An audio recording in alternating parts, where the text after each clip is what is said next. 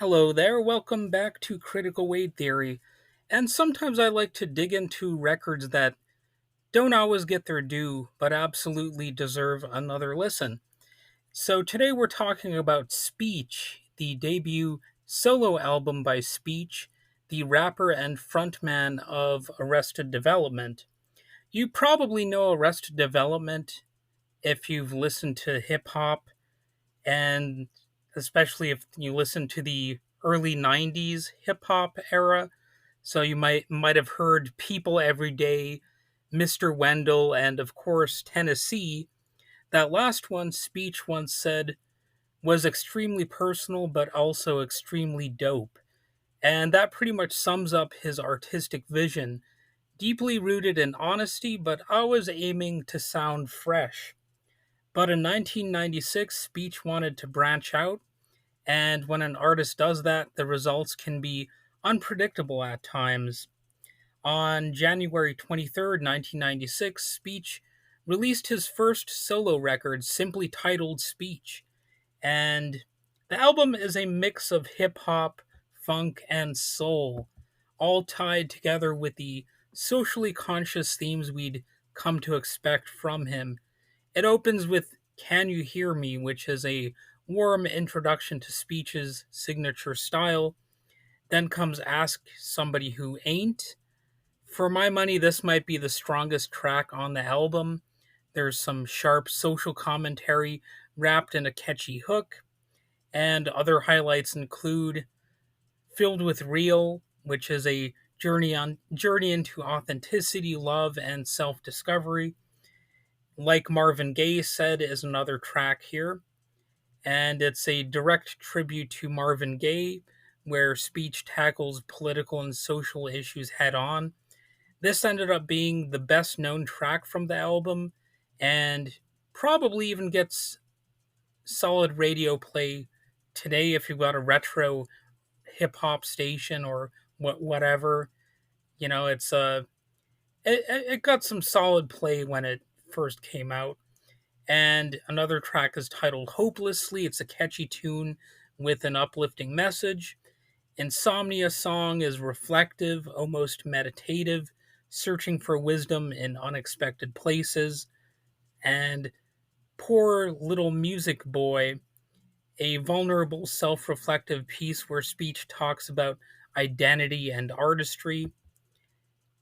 These are, they're good tracks overall. And there are lighter moments like Runnin' Wild with its guest female vocalist, or Tell Me Something, Let Me Know, which digs into self image and cultural representation.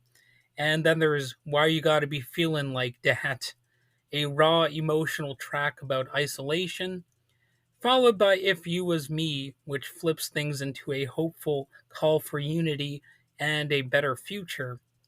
So there's also a track called Impregnated Tidbits of Dope Hits, which is exactly what the title promises, an uplifting shot at the music industry, ending things on a powerful note. So, how was the album received? Commercially, well, it didn't hit the same heights as Arrested Development's 3 years, 5 months, and 2 days in the life of, but critics gave Speech respect. They praised the introspection, the variety, and his refusal to imitate anyone else. It's not a flawless album. Freestyle number 8 from Speech's Vault, for example, the lyrics are just too hard to decipher, and it's just not that strong of a track.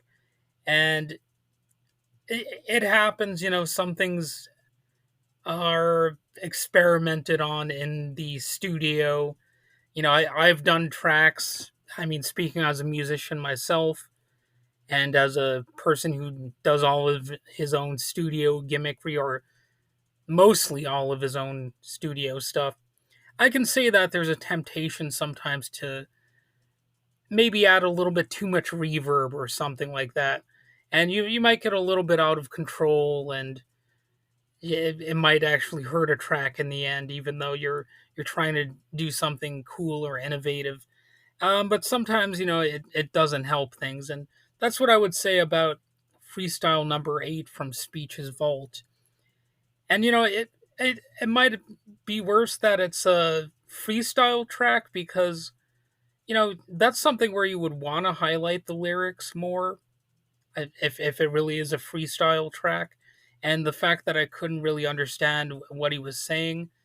And that's not a typical issue with speech. He's very good at enunciating. That's not a problem that I've ever had with the Arrested Development album that I mentioned, or the other tracks on this album. So this is a unique issue for this track, and I suppose I've said enough negative things about it.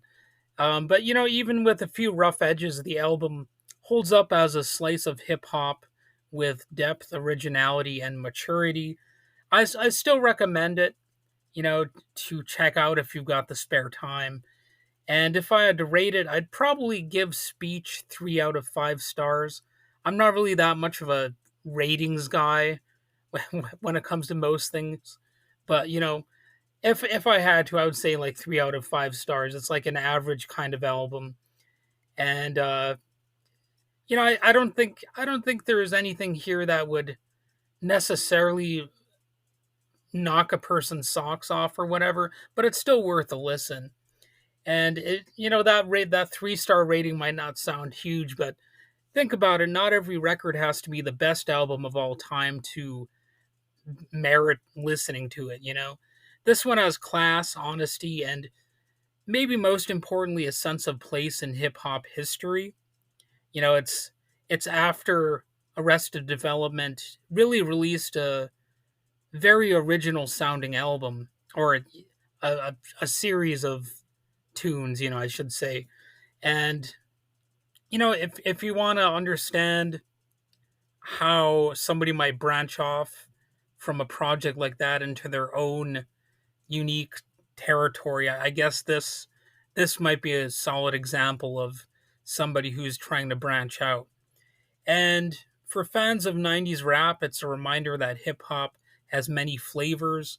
And for newcomers, it's a chance to discover really an underrated gem, an album that feels like a deep cut mixtape from the golden era, but really in the best possible way.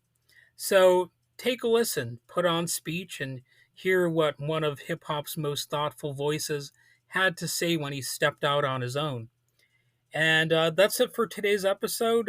Well, I'll probably record another episode today, but for this episode.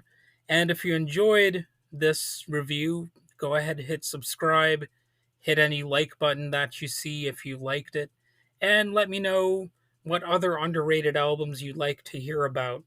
It doesn't have to be a hip hop album, of course, because, well, hip hop is not actually my main genre, but, just let me know if there's something you want me to check out, and, I could look into it.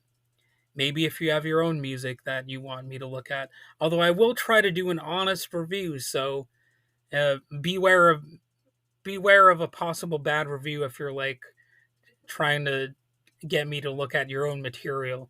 Because I try to be honest. If I think something just outright sucks, I'm probably gonna say it in so many words. I'll probably try to be nice about it, but if something's that bad, then it's that bad. Like I I'm my own worst critic. Like I mentioned, I'm a musician myself, and I'm capable of giving praise to my own material, but if there's something that's just not very good, I'm really the first person to make note of it and all that kind of stuff. So I try to be a fair critic.